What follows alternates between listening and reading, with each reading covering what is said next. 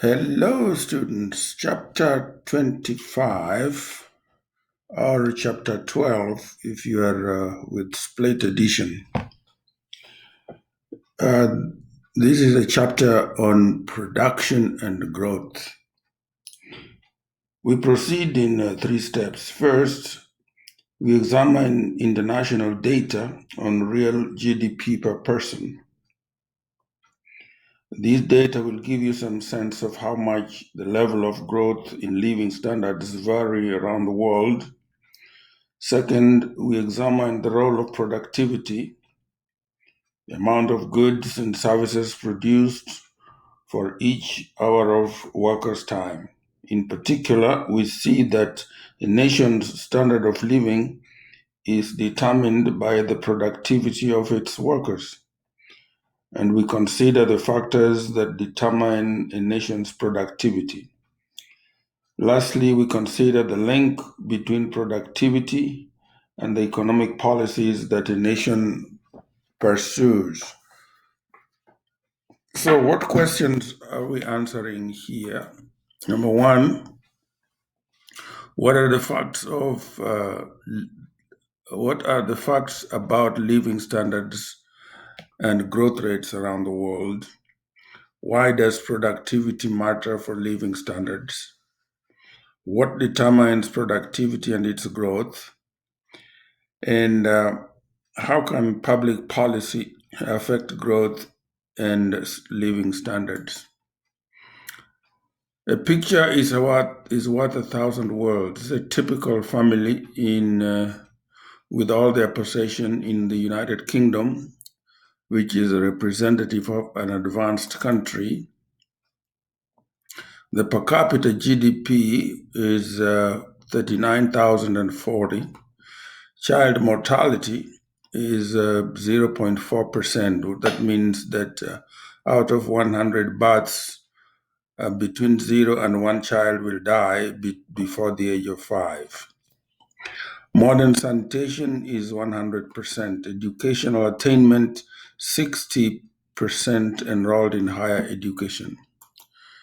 A typical family with all their possessions in Mexico, a representative of middle income country. Here the GDP is 16,640. Remember, UK was 39,000. Child mortality is increasing. Notice that GDP is going down, child mortality is going up. Here, what this means is that out of 100 children born, between 1 and 2 children will die before the age of 5. Modern sanitation is not 100% like in Britain, but 85%. Modern sanitation is going down. Educational attainment is 30%. That means 30% is enrolled in higher education. In other words, illiteracy rate is going up. As GDP goes down, child mortality goes up, modern sanitation facilities goes down, educational attainment goes down.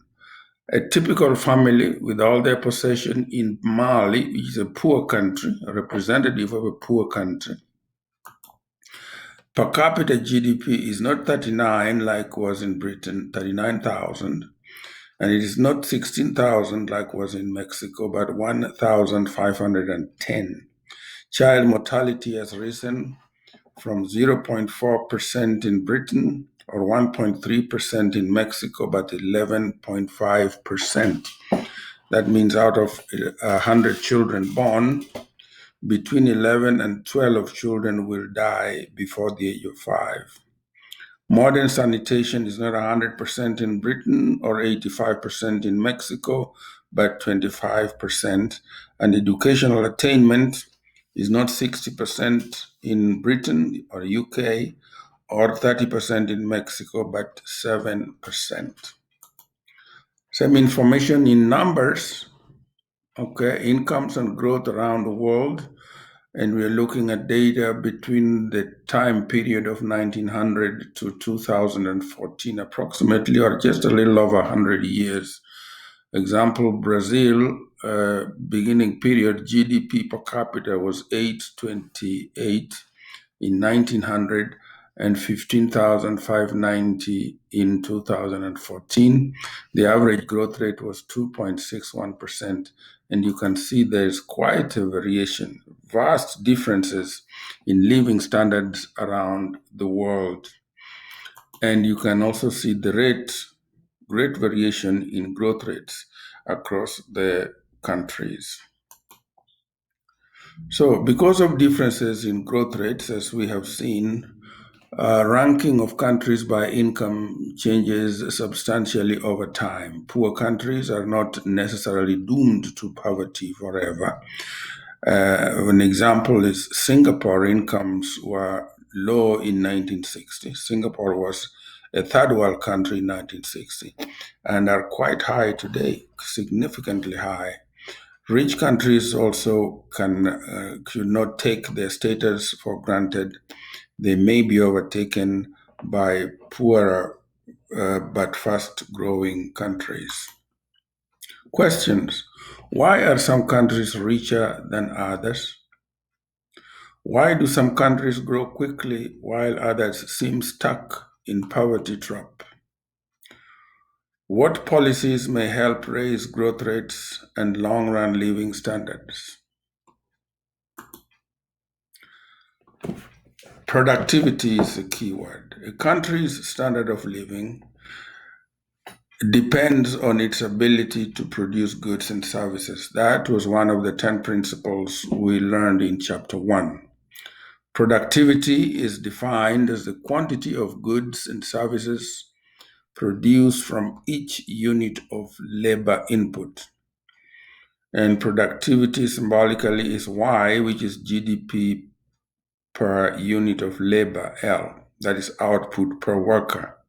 Y is real GDP, quantity of output produced, and L is the quantity of labor. So, why productivity is so important? The key determinant of living standards. When a nation's workers are very productive, real GDP is large and incomes are high. Growth in productivity is the key determinant of growth in living standards. When productivity grows rapidly, so do living standards. An economy's income is the economy's output.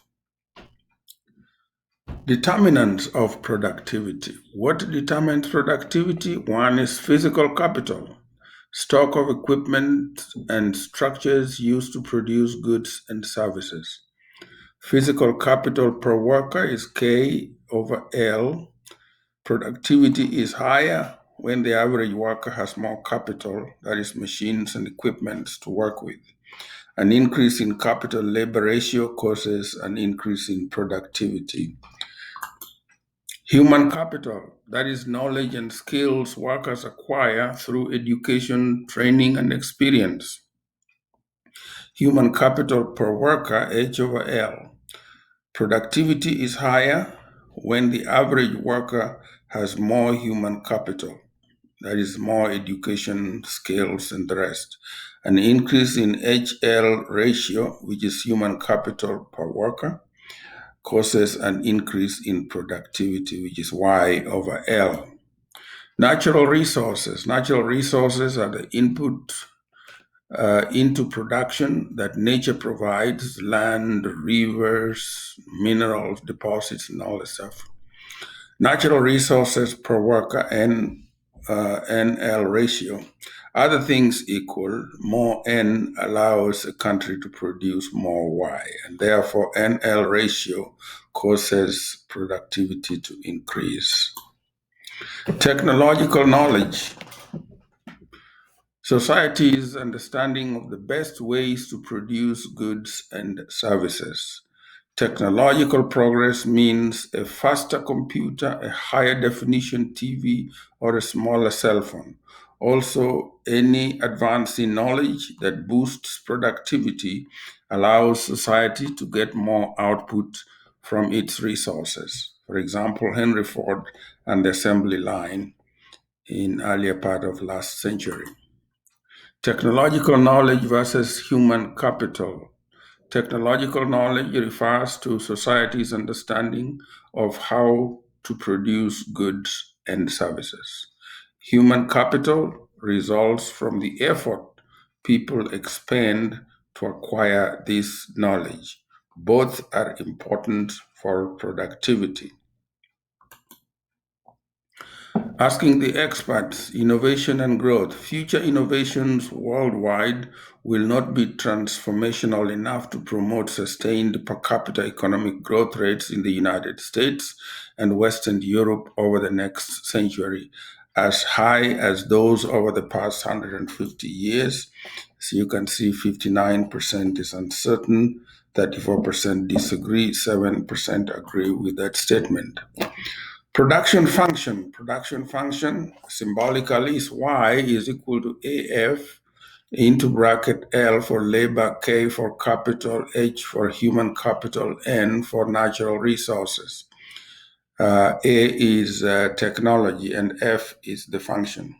A graph or an equation showing the relationship between inputs, that is the production function. Okay, Y is the dependent variable, and on the right-hand side, variables are labor, capital, human capital, natural resources, and of course, technology.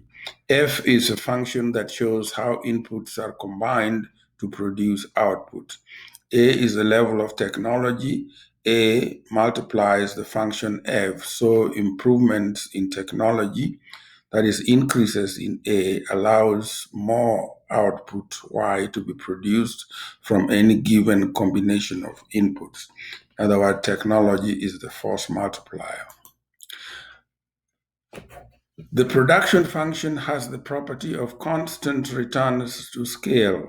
In production, there are three scale economies. There is increasing returns to scale, constant returns to scale, and decreasing returns to scale.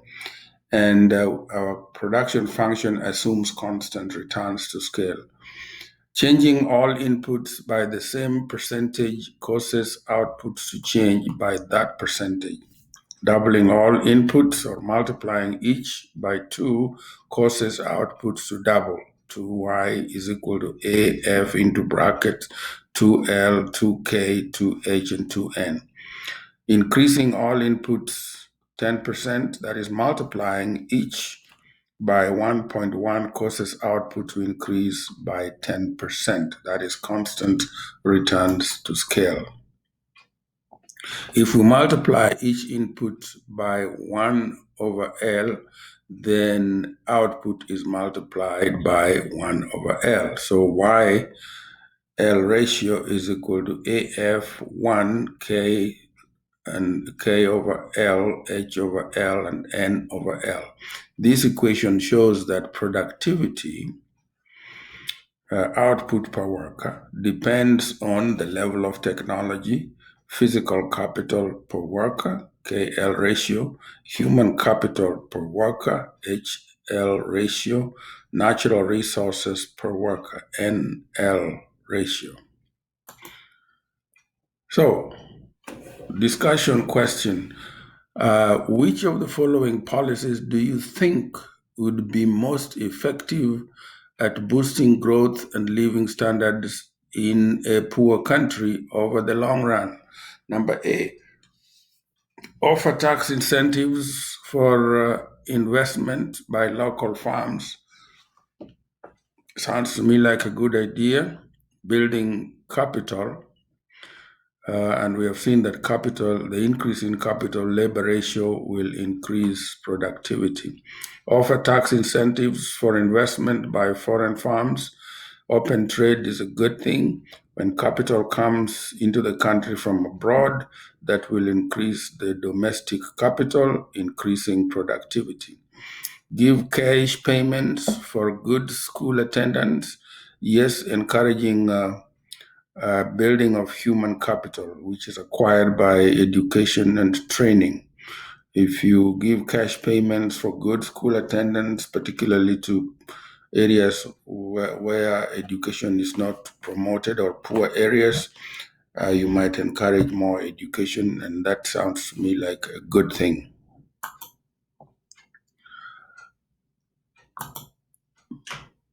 There it is. Crackdown on government corruption. Government corruption destroys good governance. A good economic growth requires stable political system, government free of corruption, private property protected, and so cracking on government corruption will encourage productivity. Restrict imports to protect domestic industries. Economists disagree with that statement. Free trade is a good thing. Trade makes everyone better off. If you restrict trade, that is inward looking trade policies, that will discourage economic growth. So allow free trade, that's a good thing. Economists will agree. Give away condoms, I don't know what to say about that. But to the extent that it encourages health, that people are healthy, no diseases come around, it in some way could be a good thing. All right. Economic growth and public policy. The ways public policy can affect long run growth in productivity and living standards. Savings and investment, we're going to take them one by one. Diminishing returns and the catch up effect. Investments from abroad, that's education, health and nutrition, property rights and political stability, free trade, research and development, population growth. Okay, future productivity, savings and investment. Invest more current resources in the production of capital. That therefore increasing capital labor ratio, which will increase productivity. Be aware that there is trade-off. Since resources are scarce, producing more capital requires fewer producing fewer consumption goods. There's going to be a trade-off here. So you have to deny yourself as a nation and produce fewer consumer goods as you build a capital base. Reducing consumption is therefore equal to increasing savings. That's the classic trade-off that we talked about earlier. This extra saving funds the production of investment goods, and we're going to talk about this in the next chapter. So, what are the policies that raise savings and investment? Fewer resources are used to make consumption goods. That's the trade off that you have to make to build your capital base. More resources to make capital. Capital increases, raising productivity and living standards. This faster growth is temporary, though, due to diminishing returns to capital. As capital increases, extra output from additional unit of capital falls. In other words, capital can only increase productivity so much. Beyond a certain point, there will be diminishing returns to capital. As you see in this graph, which shows relationship between capital labor ratio and productivity, and the relationship is diminishing. The slope of this function is diminishing. As you increase more capital, productivity declines. So if workers have little capital, giving them more increases their productivity a lot. So example, if you move from 0 to this point, productivity will move from this point to this point. That is a substantial increase in productivity. If you increase capital by this much, productivity will increase by that much substantially. But however, if you continue to increase capital at this point, this is the next point, if workers already have a lot of capital, giving them increases productivity fairly little. That's what diminishing return is. So if you increase capital here by the same amount, you realize increasing capital here was probably the same rate as increasing capital at this point when capital is still low. But this gives you this much increase in productivity, and this second point on the graph gives you this much increase in productivity, diminishing returns to capital. So The catch-up effect, the property whereby poor countries tend to grow more rapidly than rich countries. Okay. We mentioned earlier on that rich countries should not take their position for granted because when poor countries grow faster, it'll catch up with them. So here is an example of a poor country with very little capital starting out, okay, acquires some capital, increases productivity, okay? And here is a rich country already have a large capital base with a certain corresponding productivity level. If you increase capital by the same percentage for a poor country as for a rich country, and I assume this is percent of GDP, uh, poor country increases productivity a lot, whereas rich country increasing capital by the same percentage will increase productivity just a little bit. The property whereby poor countries tend to grow more rapidly than rich countries. So if you look at these two countries, the poor country is growing at a much faster rate than this country that is already rich. Okay. Example of the catch-up effect in 1960 to 1990. The United States and South Korea devoted a similar share of GDP to investment. And of course, you probably would expect similar growth performance. But in reality, growth was greater than 6% in Korea and only 2% in the United States. Explanation, the catch-up effect. In 1960, capital labor ratio was smaller in Korea than in the United States. Sort of what we have seen here. So assume this poor country was South Korea in 1960, and this rich country is United States in 1960. And when they increase the capital base by a certain percentage, South Korea grew by greater than 6%, and the United States grew by about 2%. Okay. Investment from abroad. Another way for a country to invest in new capital is foreign direct investment, which is capital investment that is owned and operated by a foreign entity. That's called foreign direct investment. Foreign portfolio investment, that is investment financed with foreign money but operated by domestic residents. Benefits from investment from abroad. Some benefits flow back to the foreign capital, obviously, but then it increases the economy's stock of capital, higher productivity and higher wages for the employees, state of the art technology developed in other countries, especially good for poor countries that cannot generate enough savings to fund investment projects.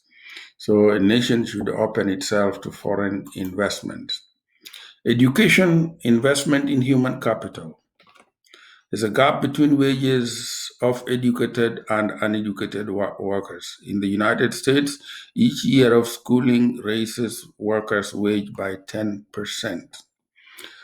Be aware of the opportunity cost or wages forgone. The time spent spending a year of school requires sacrificing a year's wages now to have higher wages in the future. So be aware of the trade-offs. Okay. The problem for poor countries is the brain drain. Healthcare expenditure is a type of investment in human capital. Healthier workers are more productive.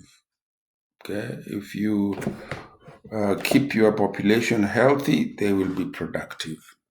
In countries with significant malnourishment, raising workers' caloric intake raises productivity. In 1962 to 1995, caloric consumption rose 44% in South Korea, and economic growth was spectacular.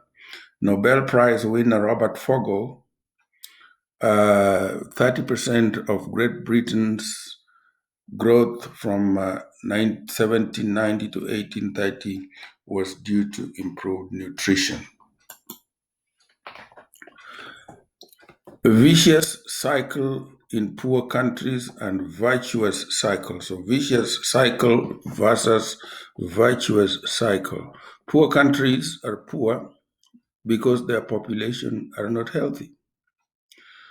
But then populations are not healthy because they are poor and cannot afford better health care and nutrition. So it's a vicious cycle.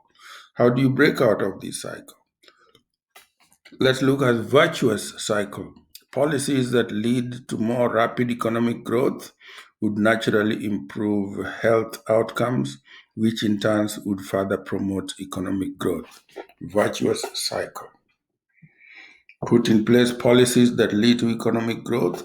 Economic growth would lead to healthier population. Healthier population would lead to more economic growth. That's a good thing. Property rights and political stability. Markets are usually a good way to organize economic activity. To foster economic growth, countries need to protect property rights, that is, the ability of people to exercise authority over the resources they own. Courts should be able to enforce property rights and put in place or promote political stability and the rule of law. Property rights, the prerequisite for a price system to work. Lack of property rights, which is a major problem in many countries. Okay, in many countries there is corruption. Contracts are hard to enforce. There is fraud. Corruption often goes unpunished. Firms must bribe government officials for permits. And that is a nightmare scenario for economic growth.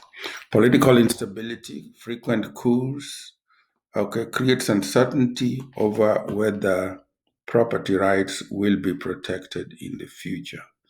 So property rights and political stability go hand in hand.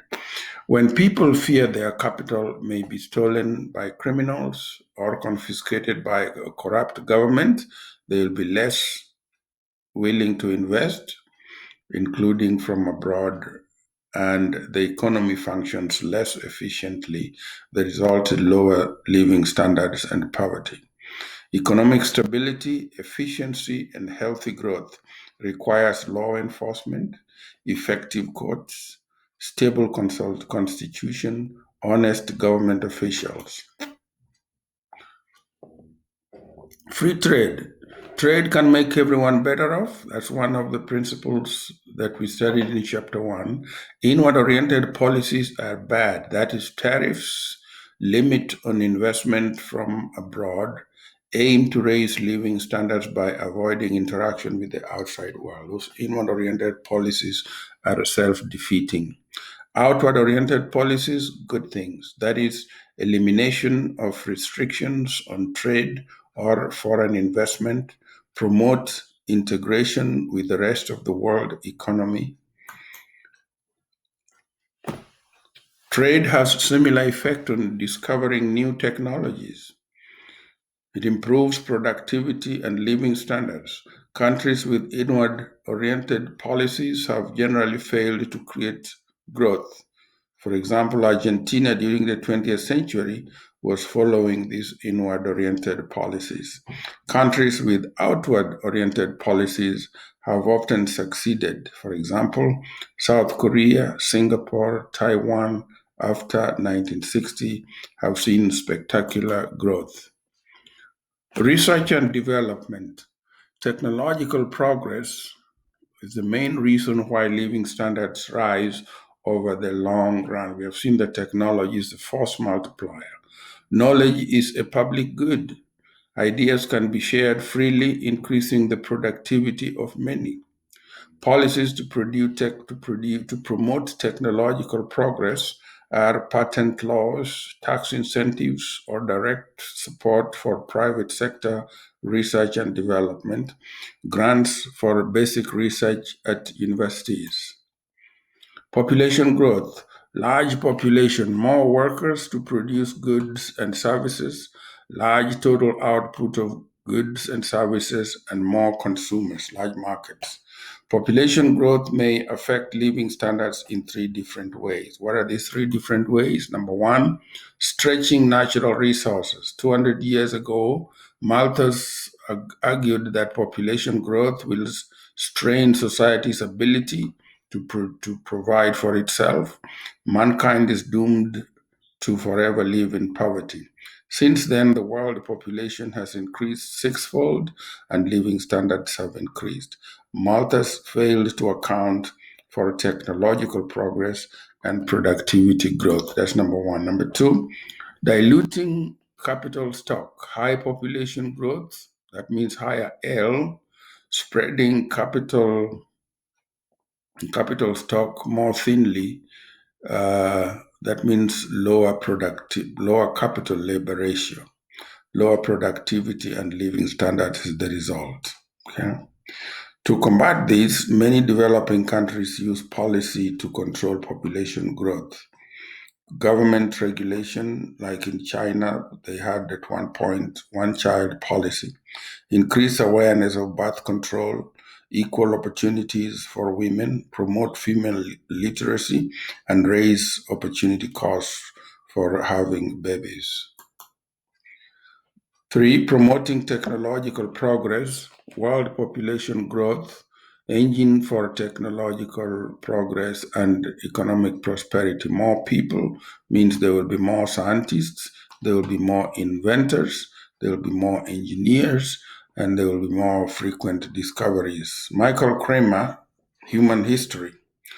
Growth rates increased as the world's population increased. More populated regions grew faster than less populated regions. Active learning number two, review productivity concept. List the determinants of productivity. List three policies that attempt to raise living standards by increasing one of the determinants of productivity. Determinants of productivity are capital labor ratio, human capital labor ratio or human capital per worker, and natural resources per worker.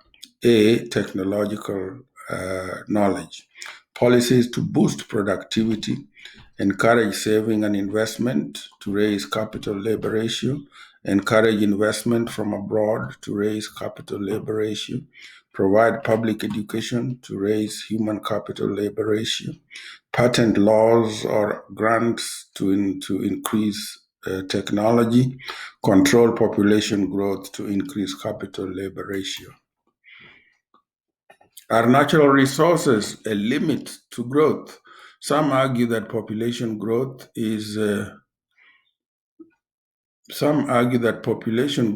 is depleting the Earth's non-renewable resources and thus will limit growth in living standards. But technological progress often yields ways to avoid these limits. Hybrid cars use less gas. Better insulation in homes reduce the energy required to heat or cool them.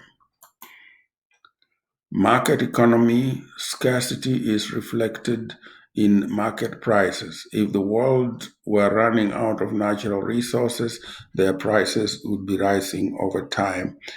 In real terms, the prices of most natural resources are stable or falling. It appears that our ability to conserve these resources is growing more rapidly than their supplies are dwindling. Conclusion. In the long run, living standards are determined by productivity.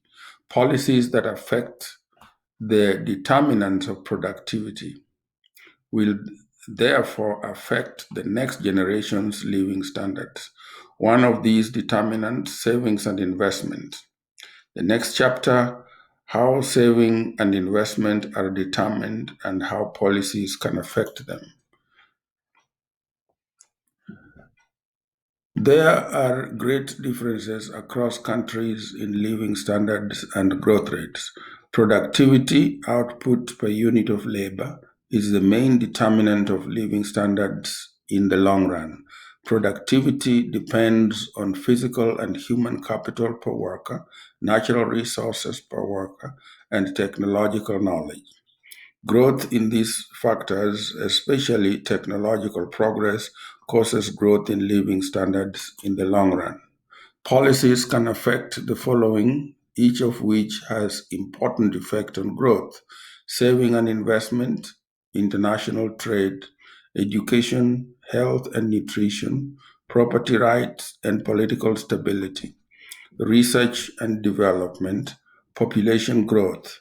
Because of diminishing returns to capital, growth from investment eventually slows down, and poor countries may catch up to rich countries.